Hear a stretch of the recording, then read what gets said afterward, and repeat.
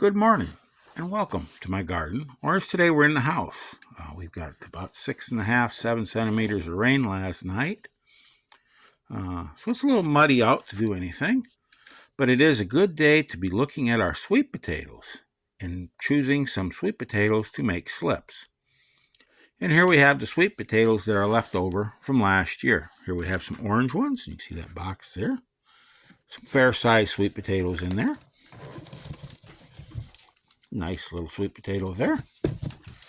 There's another box of orange ones. Here's our purple. That's not a bad sweet potato. Remember, there's only one of me eating on these, so we got sufficient. And these are our white ones. Again, nice little sweet potato. They're white inside, these ones. And back there is a box of what were our culls. They are small ones. And when we dug our sweet potatoes last fall, we separated out any plants that were inferior. And those potatoes also got thrown in there. So we're not going to use out of that box. Now these small, because we are dealing with clones, if this had came off of, if we knew this came off of a superior plant, and it's just a small potato, that'd be fine. We could actually break those little stems off, stick them in dirt. That's enough. They'd go ahead, root, leaf out, and we'd have slips right there. But we're not going to use those because, like I said, the inferior plants were potatoes from the inferior plants were thrown in there, as well as the smaller ones, so that we're not going to look there. But because these are all from our superior plants right here, we can choose from any of these. Now, do I want to take a real big potato? It would depend on how many slips I really want.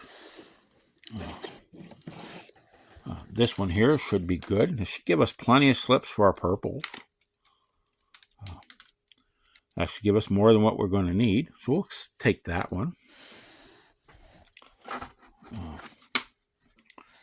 Just set him right back there, but he'll work. Whites. Now, for some reason, the white ones seem to produce a few less slips. But you notice they keep extremely well. But here we have a couple little, see there? That one's starting to put some out. That one would be all right. We only need one of those. That'll be plenty. We still have plenty more to eat, too. Now, orange ones, what do we want here? We'll choose one from here. Again, just like to choose a well-shaped potato. Like I said, they are clones, so it doesn't really make that much of a difference. But I do like to choose a well-shaped potato. Preferably just showing a few little sprouts on it. That one right there should do. And there we have it. These three. See if I can get away here. I can set them up there where we can see them well.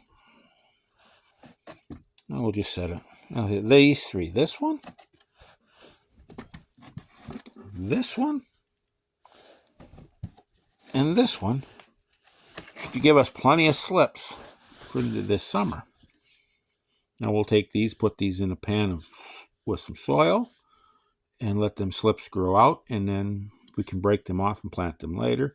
We should probably cover that in a later video if you're interested. But that is how we choose our sweet potatoes for making sweet potato slips. Just take a couple of your nicer potatoes from superior plants.